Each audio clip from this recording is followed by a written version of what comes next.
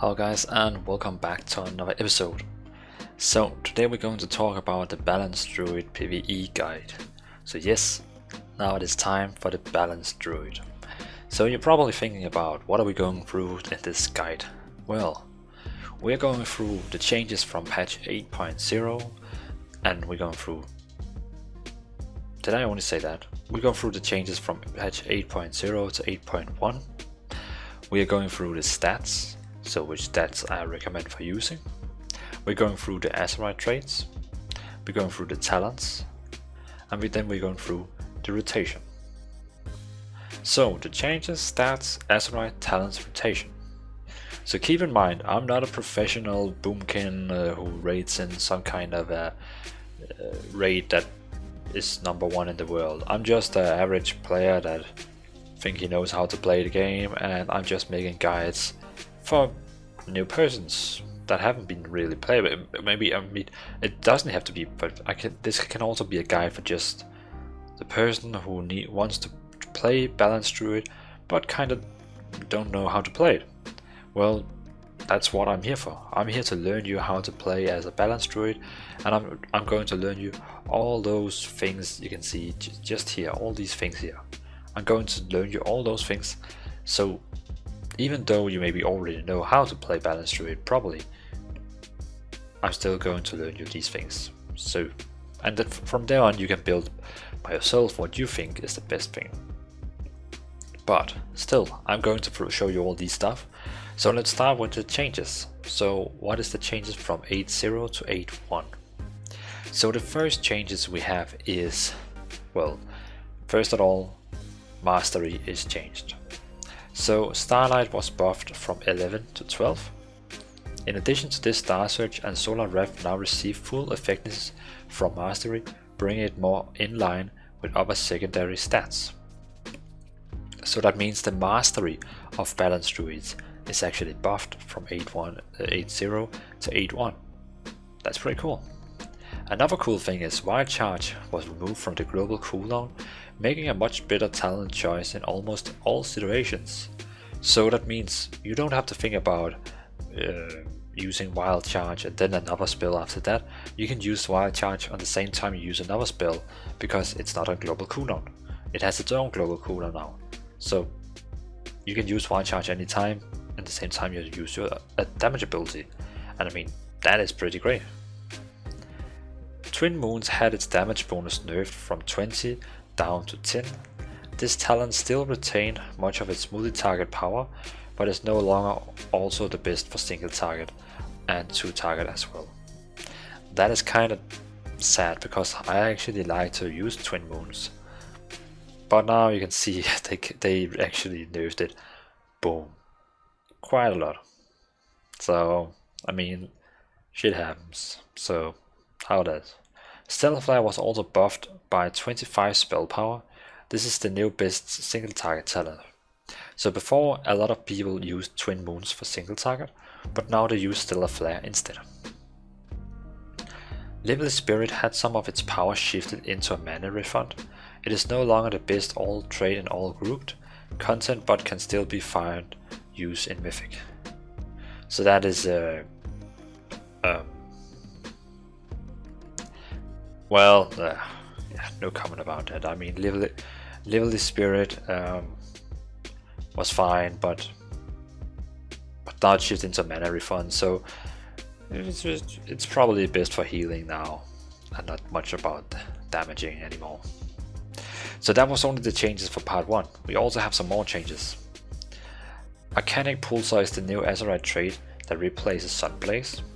This trait is a value trait that increases the damage dealt of Star Surge by a flat amount and grants you Celestial Argument, or Incarnation chosen of Elune if talented, for 6 seconds every 9 Star Surge you use. Power of the Moon and High Noon were both shifted from direct damage buff to dot buffs. This makes them much stronger for extended multi-target fights. Yeah. So that is basically all the changes we have for Balance Druids from patch 8.0 to 8.1. So now let's go through the stats.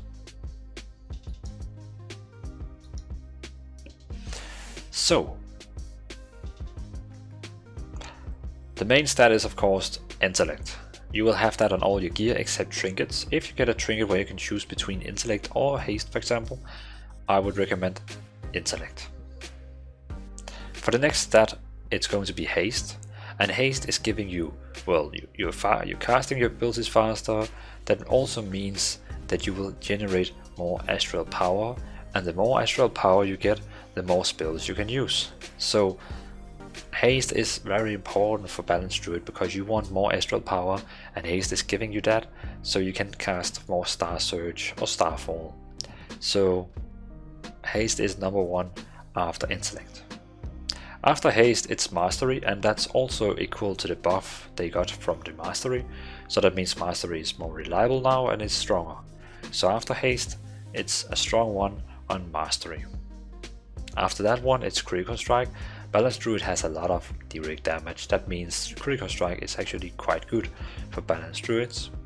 Versatility is just increasing the flat damage, and it also decreases the damage you take.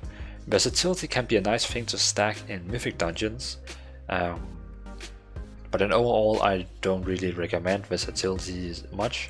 Go for haste, then mastery, and if you already have haste or mastery on that gear piece, we'll go with critical strike. I mean, so still intellect, haste, mastery, crit, versatility.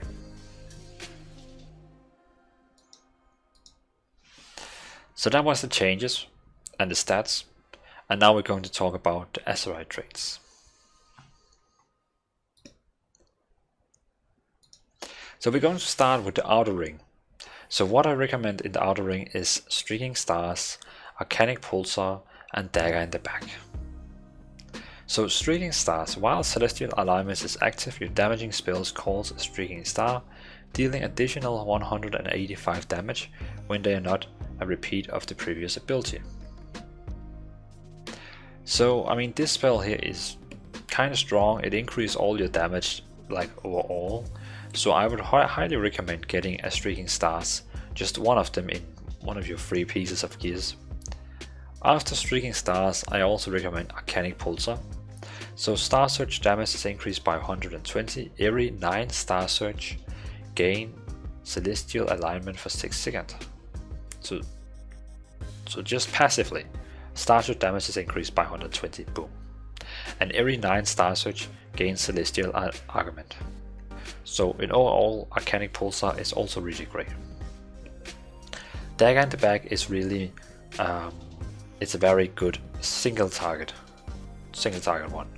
Damaging spells and abilities have a chance to fling a dagger at your target, causing them to bleed for 104 physical damage over 12 seconds, stacking up to 4 times. Stabbing them in the back applies 2 stacks. So it's a really great, well, if you dot up different enemies at the same time, it will also make them bleed. But I mean, Dagger in the Back, Arcanic Pulsar, Streaking Stars are all great talents, and I recommend, well, not talents, sorry, Azerite traits, and I recommend them all very much. So see if your gear has at least one of these traits and take them. So that was the outer ring. Let's now go to the middle ring. So in the middle ring I'm recommending as number 1, Overwhelming Power. Your damaging abilities have a chance to grant you 25 applications of Overwhelming Power. Each of these applications have 11 haste or command, depending on how much eye level your item is, but it will give you a haste on each of those applications. So if, for example, if you have 1 haste for each application and then you get 25 applications, it's going to be 25 haste. But in normal situations you will get like 20 haste or something, and then you can see 20 times 25. That's quite a lot. These stacks is going to go down for each second, so that means it starts on 25, then it's 24, 23, 22, 21, and it goes down. It also goes down 1 tick if you take damage. So if you take damage, you kind of lose 2 stacks, because it will still count down on the seconds, and it will also count down on the damage. After Overwhelming Power, Heed My Call and God River are both really great. God Ripper is basically most for single target, and Heed My Call is really great for multiple targets. Heed My Call is probably, I would say, for most situations the recommended one, because it deals great damage for single target also, and it also deals, you know, AoE damage. But God Ripper is only dealing single target, you could say. Oh well, if you dot up 3 targets, of course God Ripper will have a chance to deal damage on them all. But again, so if I could choose, I would probably say Overwhelming Power and Heed My Call is my favorites, and God Ripper is like the third options you have if no one of the others are in it. But this is what I recommend. So that was the changes, the stats, and the Azerite traits. So now we're going to talk about the talents. So let's shift over to the gameplay view, where I have my talents. Sorry, I just passed out. So let's go over to the talents and look through them. And here we go. So here we got the talents. So here we have the first row. So let's just go through them and take each row by each one, and I will show you what I recommend. So for the first row, for most situations like passively, Nature's Balance is really good combined together also with Starlord. Nature's Balance is giving you more astral power, and also make sure that your start is having more astral power. So Nature's Balance together with Starlord, that can give you more haste. Equal, you also get more astral power. Those two are really great for like single target, normal boss fights, raid bosses, and so on. So Nature's Balance together with Starlord is great for just single target, normal scenarios and all that. Let me tell you the other scenarios. In Mythic Dungeons, Force of Nature can be really good when you have some of the traits that you can get in Mythic Dungeons, like what is it called, Nemesis or the Plague. You know, so Force of Nature can kind of help your team and also tank some of the ads when they explode or deal damages around them all. But Force of Nature is not recommended anymore for the higher level talent anymore. Warriors of the Loon is really great if you have a lot of burst scenarios you need with multiple targets. So like a Mythic Dungeon where you have a lot of ads you need to burst down, Warrior of the Loon is really great. But Nature's Balance together with Starlord is really great for, like, you know, the passively play with versus bosses and so on. On the next row, Wild Charge is the recommended one because it also is now off the global cooldown, so that means you can actually use Wild Charge on the same time with your other spells. Target Dash and Revival is still on global cooldown and kind of requires an additional global cooldown. So Wild Charge is the recommended one. For the next row, I really recommend taking Restoration Affinity. It passively heals you and your team, so you heal kind of also get a little health. Also you get some quite cool, nice healing together with it. For example, you get Swiftman, that is an instant healing that you can use on you and your teammates if they need healing. So quite nice. Guardian's Affinity, I can only really recommend that if it's because you take a lot of damage and the healer is not really good for healing both you and the tank and somehow. But else, Restoration Affinity I recommend. Feral Affinity is not really recommended. The next row here is basically up to you if you want to have a stun, entangle, or interrupt, a mass interrupt. I highly recommend taking Typhoon because you can basically interrupt a whole group of monsters on one time with Typhoon, but Mighty Bash is also cool if you just want to stun. But I recommend myself Typhoon because you can AoE interrupt a whole group of mobs. It's really great. On the next row, I recommend Starlord together with Nature's Balance for, like, you know what I said, single target, slow, normal. So for example, if I went into a boss where it's just single target damage, just hitting the boss, I would take Nature's Balance together with Starlord. But if I need to use some more Starfall, like AoE damage, I would take Soul of the Forest, Stellar Drift. So Soul of the Forest together with Stellar Drift is really great, because this one here increases the damage of your lunar and solar empowerments, reduce the astral power cost of Starfall, that means Starfall will be easier to use, and this one here increases the Starfall's radius and its damage by 25. So these two together is like crazy good. And I would probably take Warriors of Loon then. So Warriors of Loon, Soul of the Forest and Stellar Drift is insane AoE damage. But for single target damaging, I would take Nature's Balance, Starlord, and not Soul of the Forest. Incarnation Chosen is great if you just want like a what would we say, like a burst cooldown. But you already have a kind of a burst cooldown, it just makes your burst cooldown even stronger. So you're going to miss out the haste buff you get from a Starlord or the Soul Forest bonus. So Incarnation, I can only recommend that really if you need that extra big burst window. So you know you need those 30 seconds where you just can burst a lot. If you don't need especially these 30 seconds burst, I would not recommend Incarnation. So for the next row here, Stellar Drift again is only for AoE scenarios, like Mythic Dungeons where you have to deal a lot of multiple damage. Then Soul Forest, Stellar Drift and Warriors of Loon is really great together. But for single target damaging, I recommend Nature's Balance, Starlord and Stellar Flare. As you heard, Twin Moons got nerfed instead of Moonfire deals. Before it was 20% increased damage, now it's only 10. So Stellar Flare is dealing more damage than Twin Moons when it's 1 to 3 targets. Twin Moons is taking over when it's 3 to more targets, and you have to kind of double dot, because Twin Moons makes that every time you use your Moonfire it also dots up additional target. So Twin Moons is recommended +3 targets and Stellar Flare is 1 to 3. And Stellar Drift is of course when you have to deal more AoE damage on bigger groups all the time if you want. And you need that burst. I mean, it's kind of burst build. So you have like a burst build, you have like a AoE build, and you have like a single 1 to 3 targets build. For the next row, Shooting Stars is the best passively one for 1 to 3 targets.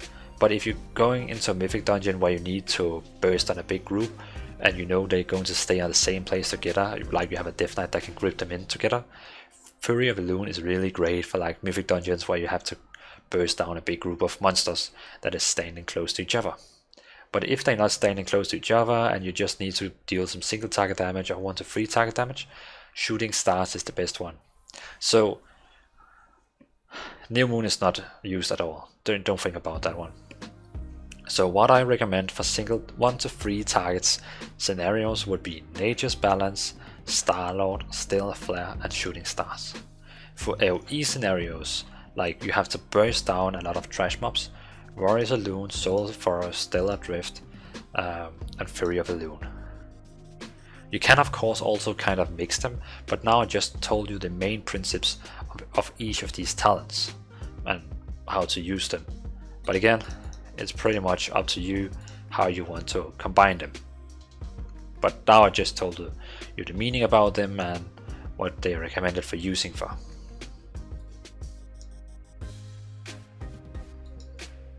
So that was pretty much the talents.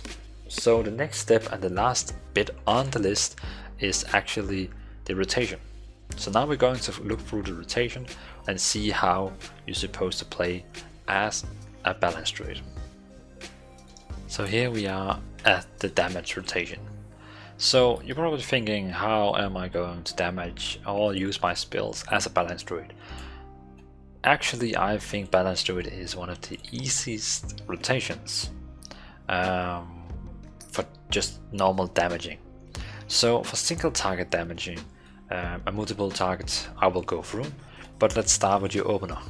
So first of all, try to stand away as far away from the target as possible. Of course still be able to cast spells, so 45 yards from for me.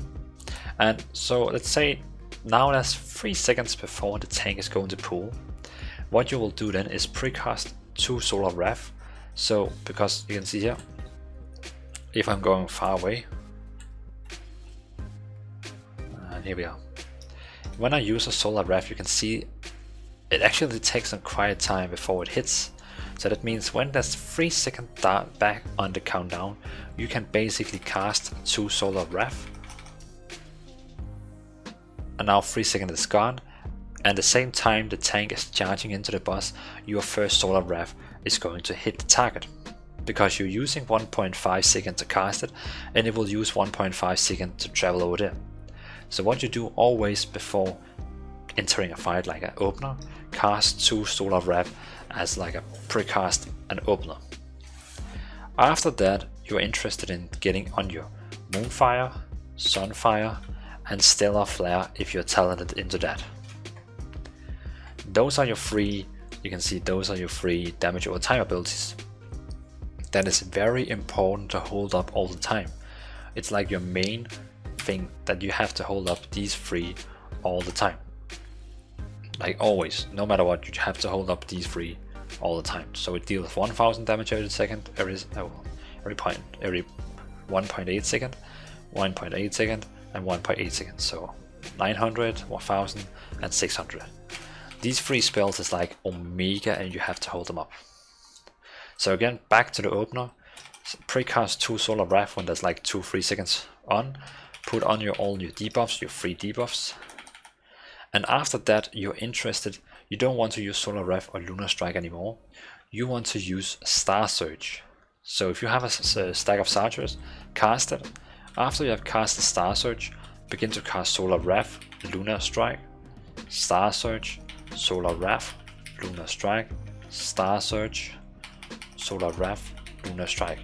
So you can see every time you use Star Surge, you get a buff that increases the damage of your Solar Empowerment and your Lunar Empowerment. So that means your Solar Wrath and your Lunar Strike will deal more damage and has some bonus effects. For example, your next Solar Wrath explodes an additional 52 of its damage to maybe enemies and has a 15% reduced cast time.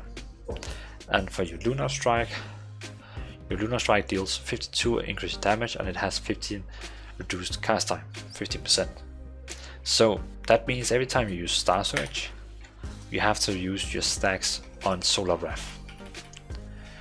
But don't use 2 times in a row Star Surge. So if you have it costs 40. If you have 80 Star Surge, don't use 2 Star Surge in a row. Because when you have used one instant cast spell, you always want to have a cast spell after that. So that means you first use Star Surge and then your procs on Solar Wrath and Lunar Strike. Star Surge, Solar Wrath, Lunar Strike, Star Surge. And try to get out your stack. So you can see right now I have 3 Solar Empowerments. That means I don't want to use a Star Surge right now. I want to use a Solar Wrath so I can get the stacks down. Because you don't want to overstack. So again, back to the opener. Start with 2 Solar Wrath on a long distance. Put on all your free dots. Use your Star Surge. Get out your your stacks on Lunar Strike and Solar Wrath. Star Surge, Solar Wrath. So from there on the single target rotation and your opener, it's pretty much you just have to hold up your free debuffs all the time. You have to use Star Surge every time you can, and you have to use your procs you will get from Star Surge on your Solar Wrath and Lunar Strike all the time. So pretty much every time you have Lunar Strike or Solar Wrath glowing, use it. And every time you can use Star Surge, use it. And pretty much after that, it's the only thing you have to think about is keeping up your free debuffs. Use Star Surge when you can, and use your procs you have on Solar Wrath or Lunar Strike every time you can. So that is pretty much the whole rotation that you only have to think about, like that is your main rotation. And if you just follow that, you don't have a problem. Then we have the multiple targets. So what should you do on multiple targets? Well, the first thing you should do on multiple target is using a Starfall. So Starfall here, you can see here. Now it attacks all these 4 targets here.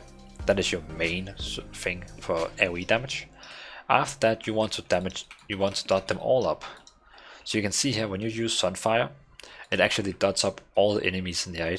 So if I dot this guy up, this one here and this one here will be dotted up. Okay, this one is too far away.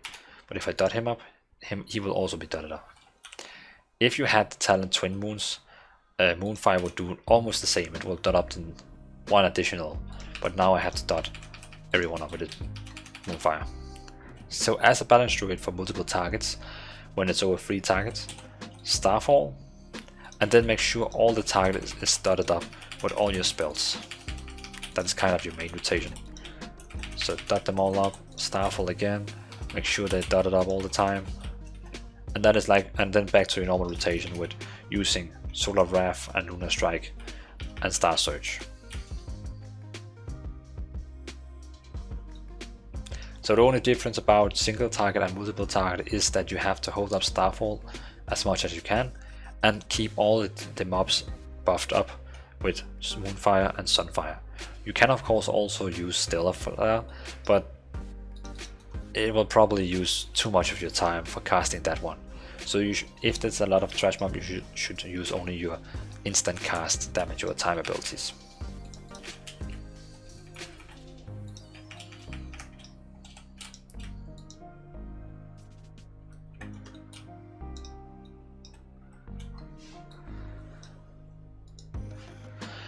And of course remember when you deal damage to stay in Moonkin form all the time, because it increases your damage by 10 and it also gives you a lot of what's called armor.